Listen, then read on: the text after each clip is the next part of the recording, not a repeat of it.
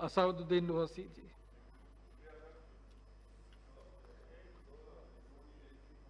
Sir, मैं सदर जमहूरिया के इस खुतबे में जो मोशन मूव किया गया है इसकी हस्बे आदत और रिवायत अपनी इसकी मुखालिफत करने खड़ा हूं।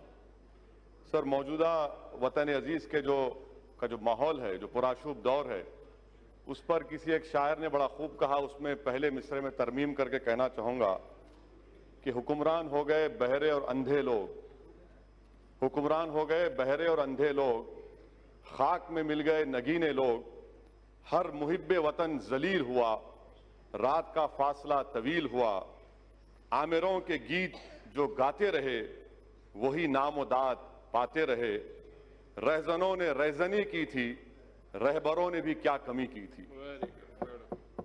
जनाब चेयरमैन साहब, सदर जमहूरिया के खुतबे में खारिजा पॉलिसी के बारे में कहा गया कि नेबरहुड फर्स्ट। इसकी नाकामी का अंदाजा इस बात से लगाया जा सकता है सर कि नेपाल एक मुल्क है जो हमारे बहुत करीबी ताल्लुकात हमारे भारत से रहे हैं।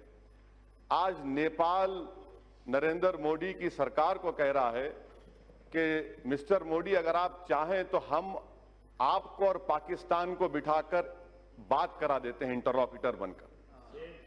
अब आप बताइए सर, कितनी कामयाबी है इन लोगों की। दूसरी इनकी कामयाबी देख लीजिए सर, या इनकी नाकामी, और भारत की नहीं बल्कि इनकी सरकार की नाकामी, कि अमेरिका के कांग्रेस में और सेनेटर्स ने हमारे मुल्क के ऊपर कई हियरिंग्स किए, कई रिमार्क्स किए, कई मोशंस पास किए। इतना वजीर आजम ट्रंप से बगलगीर हुए, ऐसा लग रहा था पिछले बार कि शायद बकरीद और रमजान के ईद के गले मिल रहे हैं। उसके बावजूद भी अमेरिका के कांग्रेस और सेनेटर्स भारत की पॉलिसी के ऊपर तनकीद पर तनकीद कर रहे हैं। इससे आपकी कामयाबी अंदाजा होता है।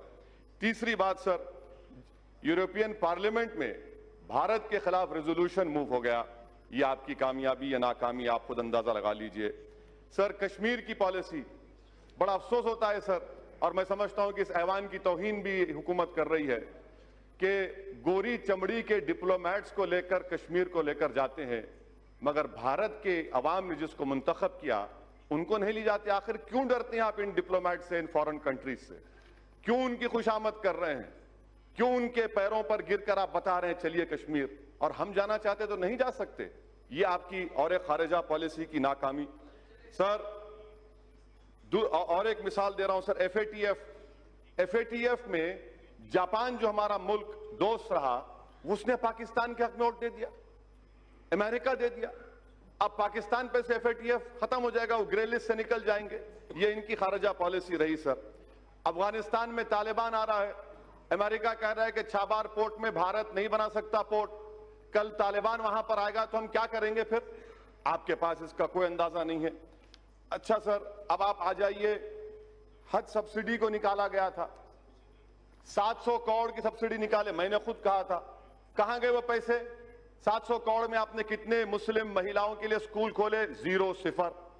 और आज आप कहती हैं कि स्कॉलरशिप। सर, हर साल मैम डिमांड कर रहे हैं कि माइनॉरिटीज के लिए, अक़लियतों के लिए डिमांड ड्रिवन स्कॉलरशिप करिए, आप नहीं करते। और नहीं करने की वजह से हर साल कम से कम 20 लाख मुस्लिम लड़के और लड़कियां स्कॉलरशिप से महरूम होती हैं।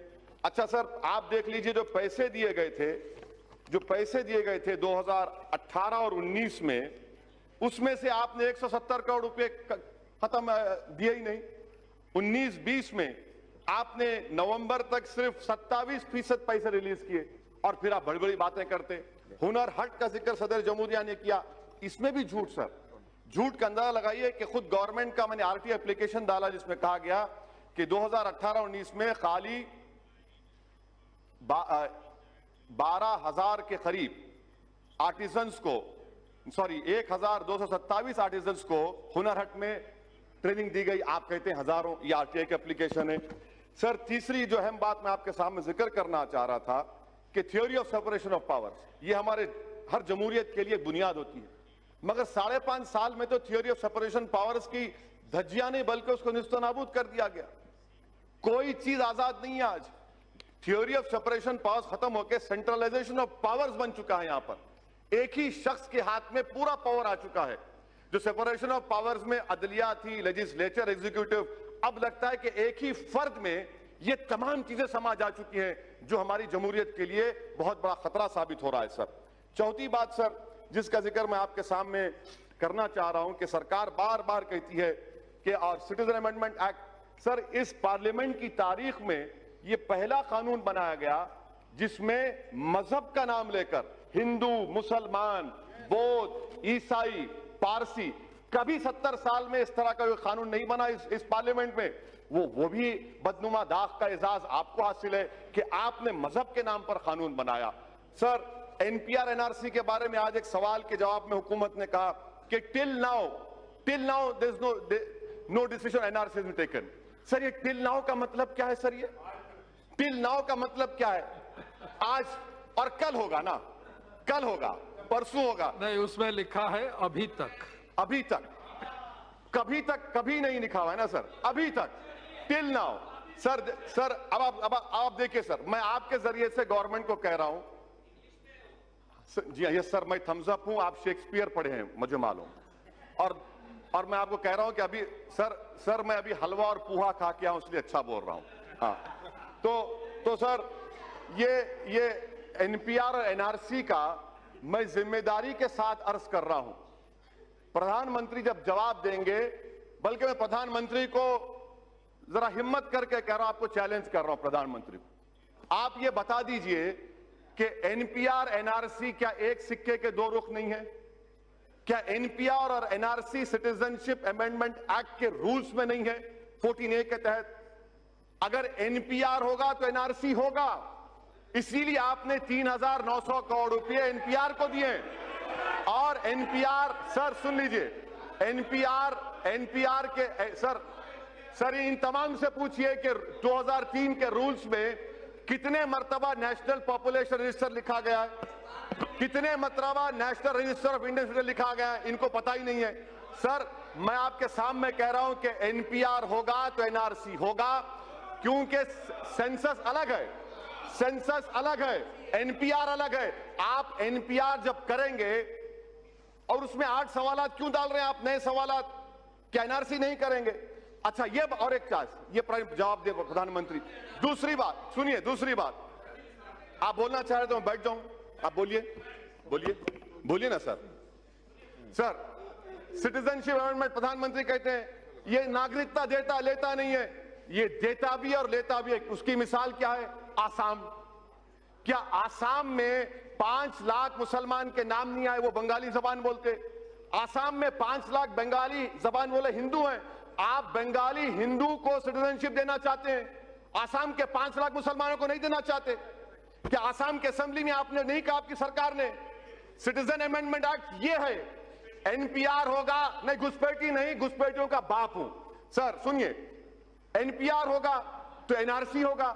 आसाम में जो घुसपैठी हैं, आसाम में जो घुसपैठी हैं, मुसलमान घुसपैठी हैं, बंगाली हिंदू नहीं है।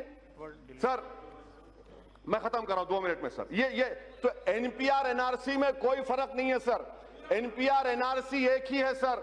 एनपीआर होगा तो एनआरसी होगा। प्रधानमंत्री बता दें कि आसाम के 5 लाख बंगाली हिंदुओं को सिटीजनशिप नहीं मिलेगी CAA के तहत। सर आखिर में सर मैं आपको बताना चाहूंगा कि ये जो मुल्क में जो माहौल है, प्रधानमंत्री और गवर्नमेंट कह रही है क्यों हो रहा है एहतजाज?